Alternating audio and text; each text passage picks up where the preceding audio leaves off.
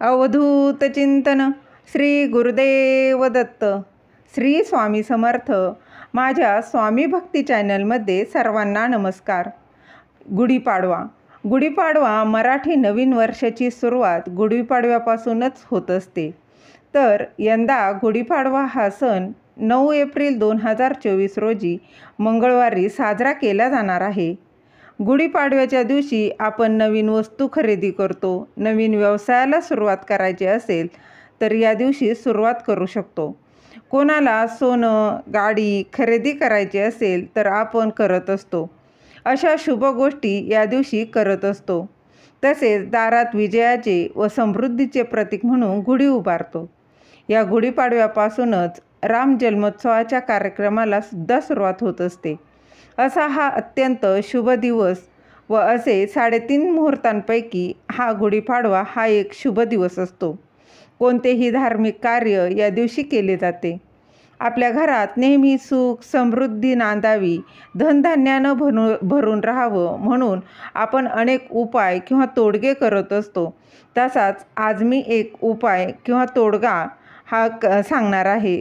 तो काय आहे ते जाणून घेण्याआधी तुम्ही माझ्या स्वामी भक्ती चॅनलला सबस्क्राईब नक्की करा. बघा, मी जो काही हा तोडगा सांगणार आहे तो पाडव्याच्या दिवशीच करायचा आहे. नवीन वर्षात गुढीपाडव्याच्या दिवशीच करायचा आहे व तर वर्षातून एकदाच हा उपाय करता येतो. अनेकांना माहीतही असेल. केंद्रात देखील सांगितला जातो तो हा तोडगा आहे. केंद्रात एक पोटली मिळते. त्यात आपल्या घरातील मुठभर गहू टाकायचे असतात. मग ती पोटली ठेवायची असते. तर त्या पोटलीत बघा, तुम्ही पोटली केंद्रातूनही घेऊ शकता किंवा तुम्ही घरी देखील बनवू शकता. तर त्यात काय असतं सांगते ते ऐका. सर्वात आधी बघा, तुम्ही ही पोटली घरी पण तयार करू शकता. त्यात अन्नपूर्णा तोडगा असं देखील म्हणता येईल. तर त्यात मीठ, जाडं मीठ असतं, हळकुंड असतं, एक रंगारी हिरडा घ्यायचा आहे, तांब्याची पावलं घ्यायची आहे, त्यानंतर नागर केशर घ्यायचं आहे, तांब्याचं नाणं घ्यायचं आहे. या सगळ्या गोष्टी यामध्ये असतात. त्यात आपल्या घरातील मुठभर गहू ठेवायचे आहे आणि ही पोटली काही सेवा करून मग ती गुढीपाडव्याच्या दिवशीच ठेवायची आहे. जर तुम्ही काही कारणाने त्या दिवशी नाही शक्य झालं तरी एखाद्या बुधवारी देखील हे करू शकता. अर्थात तुमची मर्जी. जर मासिक धर्म आला तर घरातील कोणीही पुरुषाने, मुलाने किंवा मुलीने, अगदी कोणीही घरातील एखाद्या व्यक्तीने हा उपाय करायचा आहे. असा हा पिवळा कपडा घ्यायचा आहे आणि त्या कपड्याचा बटवा किंवा पोटली तुम्ही जे म्हणत असाल ते बनवायचं आहे आणि त्यात हे साहित्य ठेवायचं आहे. हे रेडीमेड तुम्हाला केंद्रातही तुमच्या जवळपास असेल तर केंद्रातही मिळून जाईल. तर हे घ्यायचं आहे आणि आपल्या घरातील मुठभर गहू त्यात ठेवायचे आहे आणि ते आपल्या उजव्या हातात घ्यायचं आहे आणि ते सर्व सामान उजव्या हातात घेऊन एक माळ श्री स्वामी समर्थ या मंत्राचा जप करायचा आहे.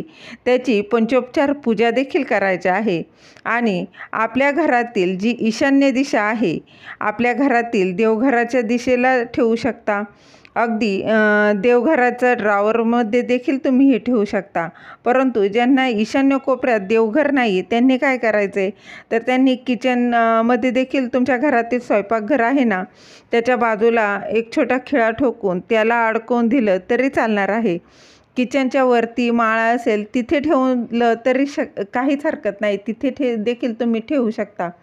त्याचप्रमाणे दुसरा बघा, लाल रंगाची एक पोटली तयार करायची आहे आणि त्या बटव्यात देखील काय करायचं आहे, त्यात 3 इंच वडाची मुळी आणि रंगारी हिरडा या 2 गोष्टी ठेवायच्या आहेत.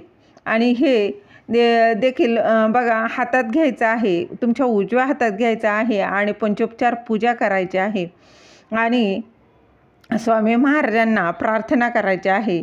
मी माझ्या घरातील सर्व परिवारातील आजारपण, दुःख काही येऊ देऊ नका. पुन्हा तुमचं काही स्वामी महाराजांना सांगायचं आहे, माझ्या घरात कधी दुःख, आजारपण, संकट येऊ देऊ नका अशी प्रार्थना करायची आहे.